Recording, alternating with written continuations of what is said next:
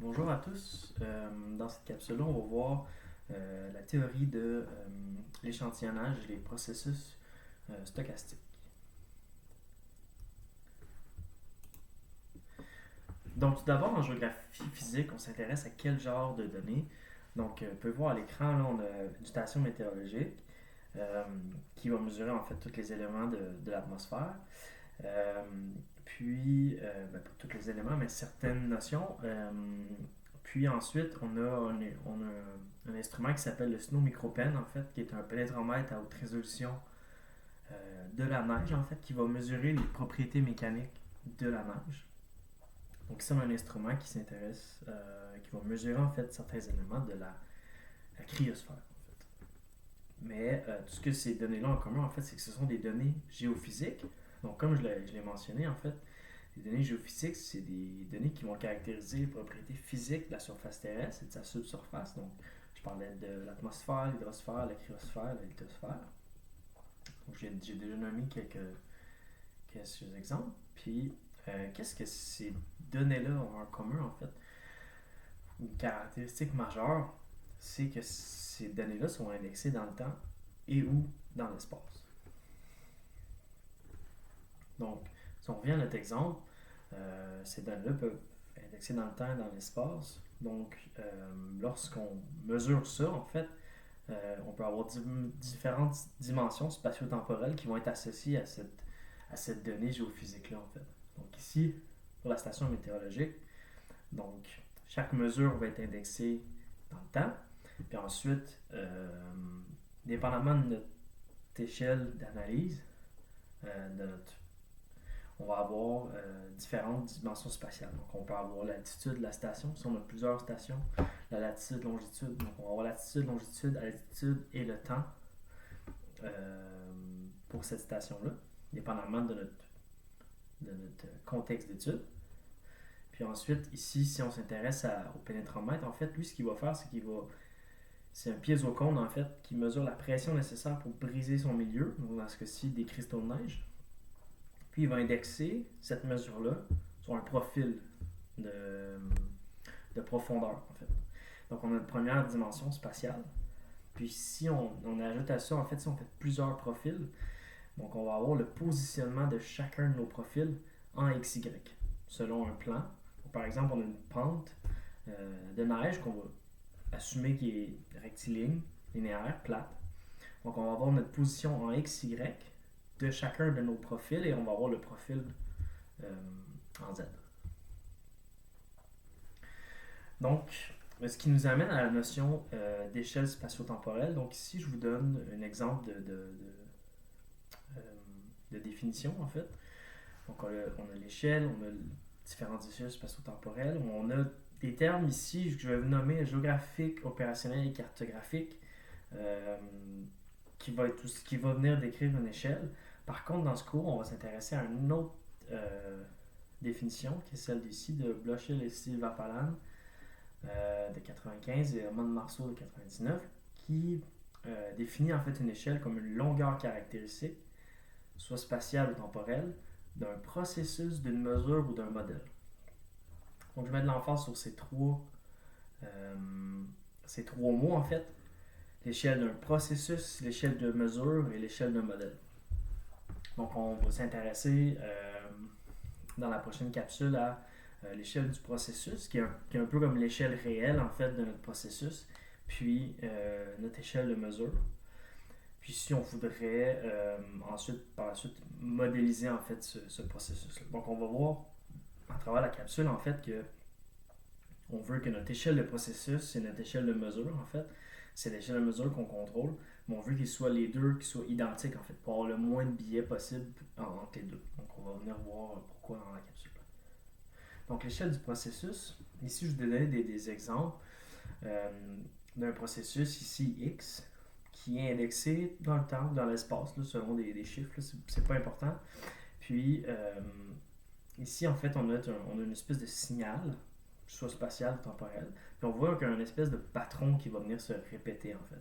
Donc l'échelle, ce qu'elle va venir un peu mesurer ce patron-là en fait.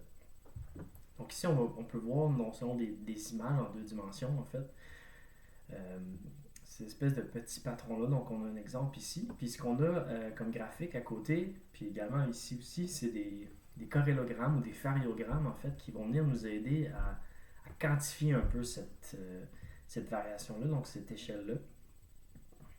Ici, puis on voit ici que on peut avoir des patrons qui vont être bidirectionnels, isotropiques, anisotropiques. Donc ici, on peut voir en fait que selon la direction dans laquelle on le voit, dans l'image ici, selon la direction, euh, on n'a pas la même variation. Donc c'est ce qui vient en fait définir le concept d'anisotropie. Donc ici, je dis un autre exemple. En fait, ici, on a une variation homogène isotropique.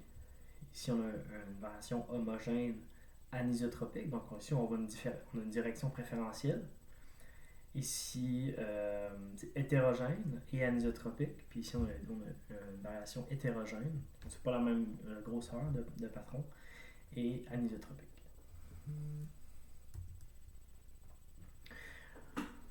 Donc, comment mesurer ou estimer la longueur caractéristique d'un processus? Donc, on a commencé à définir un peu différents types de variations d'échelle du processus. Donc, est-ce que c'est homogène ou hétérogène?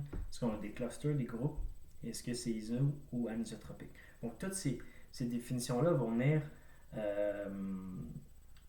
C'est des questions qu'on doit se poser en fait pour mieux définir en fait notre échelle de mesure en fait. Donc ici, on va venir définir l'approche. Donc, comment analyser la variabilité spatio-temporelle des données géophysiques. Donc, je vais parler un peu des approches déterministes et probabilistes. C'est quoi la différence entre les deux? Donc, l'approche déterministe, ça estime une valeur, en fait. Donc, cette approche va être basée sur des équations, comme des équations différentielles, pour prédire, expliquer un processus, mais cette approche-là, en fait, requiert des connaissances, en fait, ou des données sur ce dit processus-là. Tandis que l'approche probabiliste va estimer la probabilité plutôt qu'une valeur. Donc, c'est quoi la probabilité d'observer cette valeur-là au lieu d'une seule valeur? Puis cette approche va être basée sur une distribution de probabilité d'un phénomène, puis on a besoin en fait uniquement de données. Tandis que l'autre, on a besoin de connaissances. Donc, celle-là, on a besoin uniquement de données en fait pour dresser en fait la distribution de probabilité.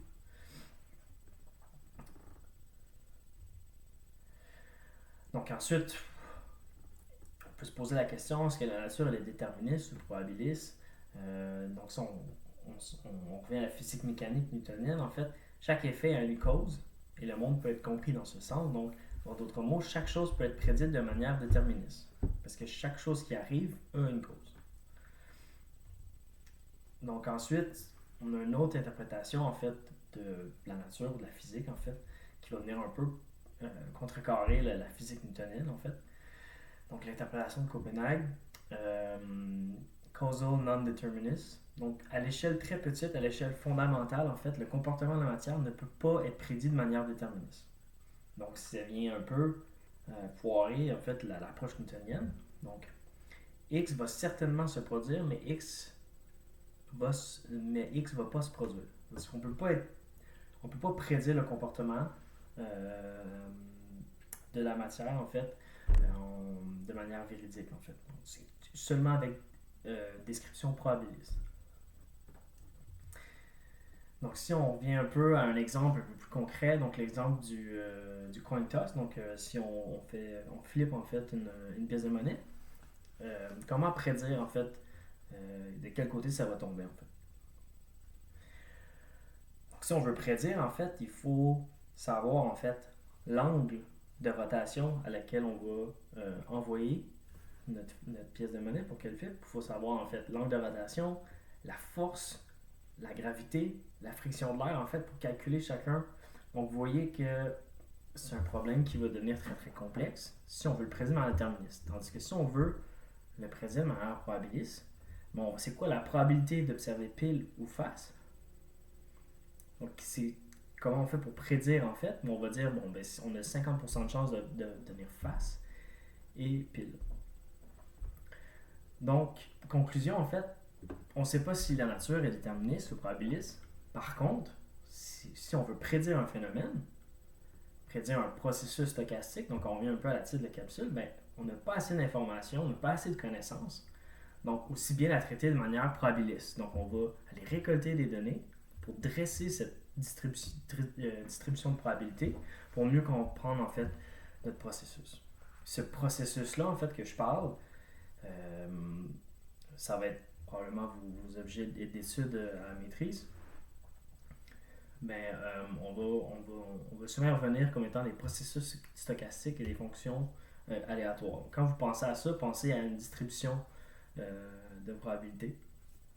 Donc, on va voir un peu plus en détail c'est quoi cette dite probabilité de fonction de probabilité. Donc, le processus stochastique, ça permet de décrire des processus considérés stochastiques, donc aléatoires. Donc, les probabilités n'existent pas dans la nature. Donc, ça, c'est une interprétation de 99. Donc, eux, ils disent que les probabilités n'existent pas dans la nature, mais uniquement dans nos modèles. On ne choisit pas d'utiliser un modèle stochastique parce que nous pensons que la nature est aléatoire, peu importe le sens, mais plutôt parce que c'est analytiquement réalisable. Cette variabilité dite aléatoire peut être décrite par une fonction aléatoire. Donc, une fonction aléatoire, ici, je vous la démontre en fait avec une Probability Density Function, une PDF. Donc, c'est un diagramme de fréquence. Donc ici, lorsqu'on parle de fréquence, on va souvent parler de fréquence absolue, en fait. Puis quand on va parler de densité, c'est qu'on vient normaliser sur 1, en fait. Puis en fait, ce que ça nous permet, c'est plus de comparer, en fait. Donc on enlève, en fait, l'unité de mesure, en fait. Donc si on parle uniquement en termes de densité, de fréquence, ben, c'est plus comparable avec d'autres valeurs, d'autres variables. Donc ici, dans notre diagramme, on a la densité ou la fréquence. Puis ici, on a fait toutes nos réalisations possibles de notre variable.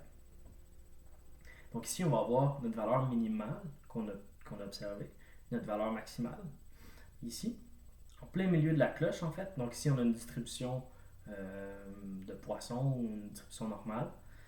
On a notre moyenne qui est en plein milieu. Et l'étendue, la forme de la cloche, en fait, va être la variance. Donc, oui, c'est aléatoire, mais en fonction de cette description-là, on est quand même capable de prédire, on est quand même capable de décrire notre fonction, puis on sait que notre fonction peut varier, en fait, dans un certain gabarit, en fait. On sait c'est impossible d'observer des valeurs entre le minimum et le maximum dans notre fonction. Puis, on a beaucoup plus de chances d'observer telle valeur si on est proche de la moyenne que si on est loin. Donc, c'est comme ça en fait qu'on va décrire en fait nos fonctions aléatoires.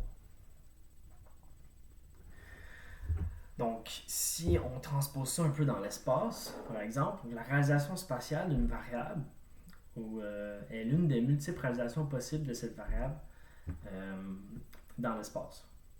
Donc, le processus stochastique vient autour de la moyenne et de la fonction de covariance, en fait, qui est notre variance en fonction, par exemple, de l'espace ou du temps. Donc, les patrons spatiaux représentent l'une des possibles réalisations de un ou de plusieurs processus stochastiques. Donc, ce que je veux dire, en fait, si on revient un peu à notre départ, cette réalisation spatiale-là, on pourrait en tirer une PDF, en fait, une probabilité de fonction de densité. Mais si on fait le chemin inverse, on part de notre probabilité de notre PDF, en fait, puis on génère une réalisation, ben, probablement qu'on peut faire à peu près 1000, 10 000, 100 000 différentes réalisations spatiales qui vont toutes à peu près ressembler à ce patron spatial-là, mais qui ne seront pas exactement identiques. Donc, pour revenir, qu'est-ce qu'on va mesurer sur le terrain va nous donner une PDF. Mais si on veut faire le chemin inverse, il faut garder en tête que ce qu'on mesure sur le terrain, c'est juste l'une des possibles réalisations de ce processus-là. Donc, comment on fait pour avoir un patron spatio-temporel sans biais pour bâtir notre fonction aléatoire le plus près possible de la réalité? Donc, comment on fait pour arriver à cette fameuse PDF-là, en fait, notre probabilité de fonction de densité, notre fonction de probabilité de densité. Donc, ici, c'est simple, étant donné que c'est continu, en fait, c'est comme si j'avais l'entièreté de toutes les réalisations, donc toutes les valeurs possibles dans mon axe des X, en fait. Par contre, quand je vais aller sur le terrain, je vais avoir plutôt un histogramme, en fait, donc je vais avoir des valeurs finies, en fait. Comment je fais, en fait, pour que ça soit le plus près possible de la réalité? Donc, il faut avoir un bon échantillonnage pour venir représenter notre moyenne et notre fonction de coût de variance.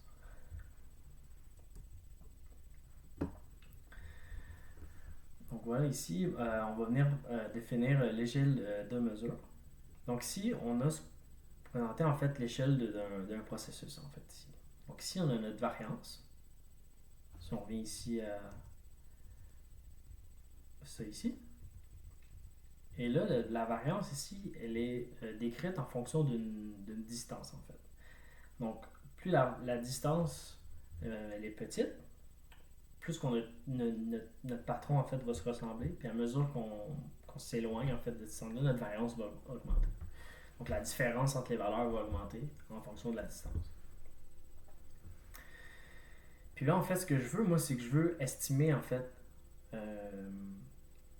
ce trait-là continu. En fait, je veux échantillonner, en fait, plusieurs valeurs, calculer la distance entre les deux, calculer la variance entre les deux. Puis ici, au lieu d'avoir une ligne continue, je vais avoir des points, en fait. Puis à partir de ces points-là, je vais être capable de tracer une ligne. Donc, comment je fais pour que mes points soient le mieux possible sur cette ligne-là? Parce que, en fait, moi, quand je vais vouloir connaître cette échelle-là de processus, ben, en fait, je ne la connais pas, en fait. Donc, je veux que mes points soient le mieux possible proche de la réalité pour que le tracé de ma ligne soit le plus vrai, en fait, le moins de biais possible. Donc, pour ça, je vais venir définir, en fait, mon échelle de mesure. Puis mon échelle de mesure, elle va se définir en trois composantes. Donc, vous avez l'espacement, l'étendue et le support. On va commencer avec le support. Le support ici, en fait, ça va être la taille de votre instrument de mesure. Donc, si on revient à mon pénétromètre, là, cette espèce de sonde qui rentre dans la neige, ben, le support, en fait, c'est l'air de mon piézocone. Si par exemple, on a un capteur satellitaire, ben, le support, en fait, ça va être la taille de la cellule, en fait. L'espacement, en fait, ça va être la distance entre chacune de mes observations.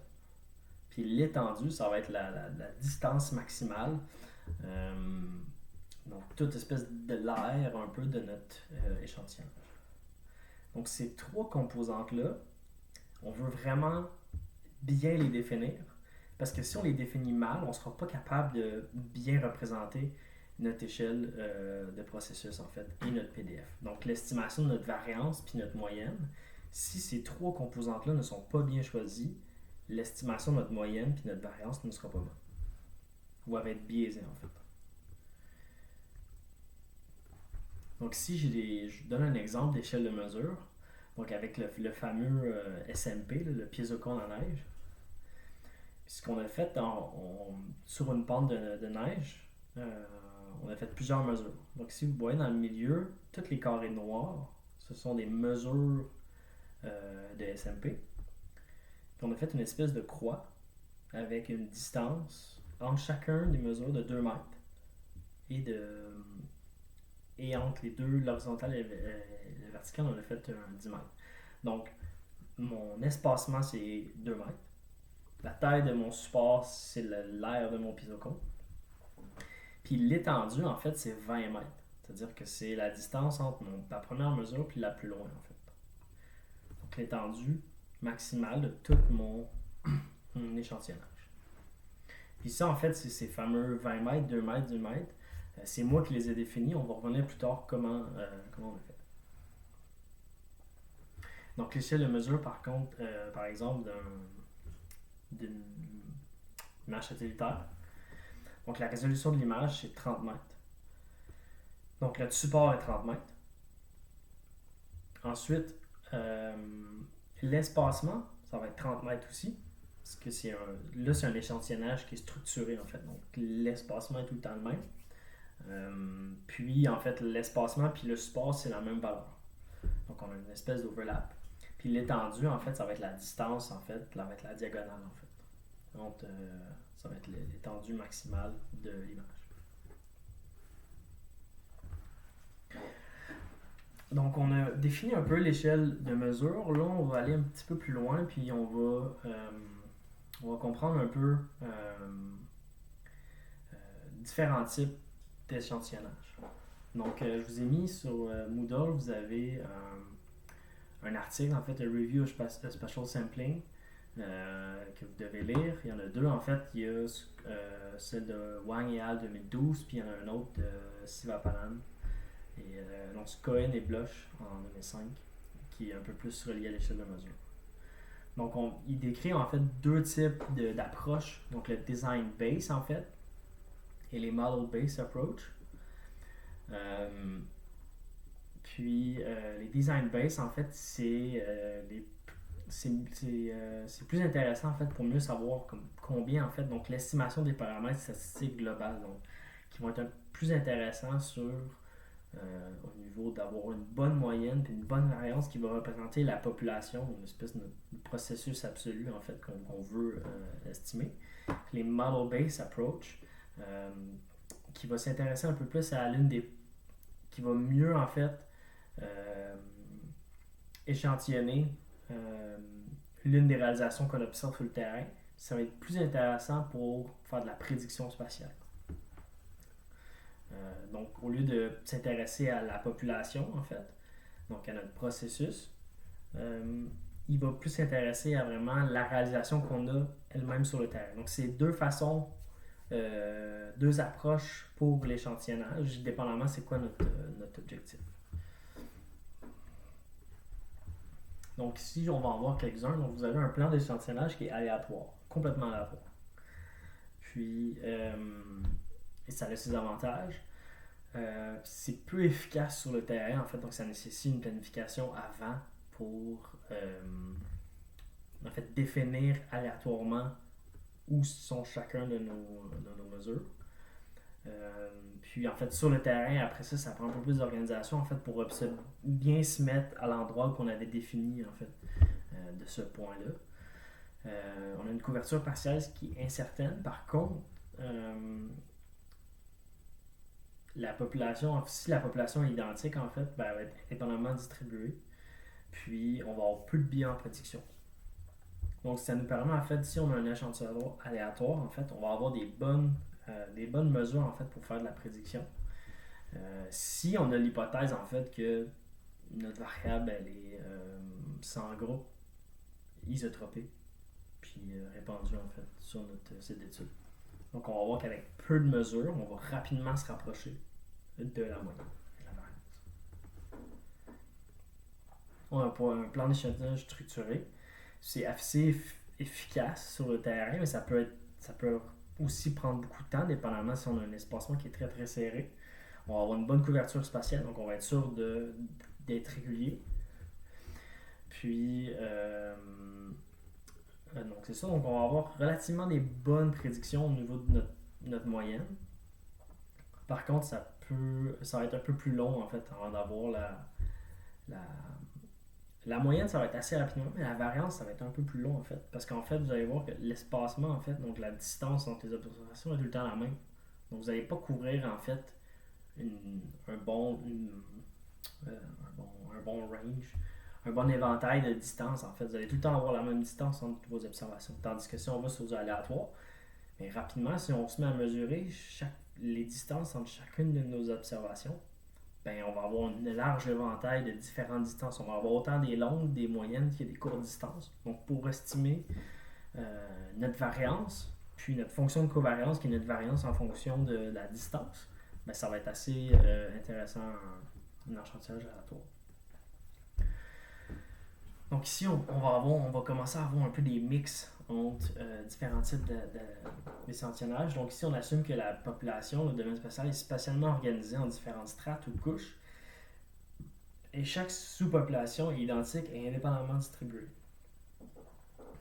Donc, ce qu'on va faire, en fait, c'est on va définir chacune des couches, puis on va aller faire un échantillonnage stratifié systématique à l'intérieur de cette couche-là.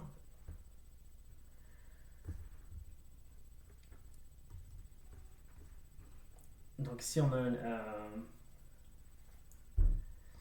un échantillonnage groupé, en fait. Donc, c'est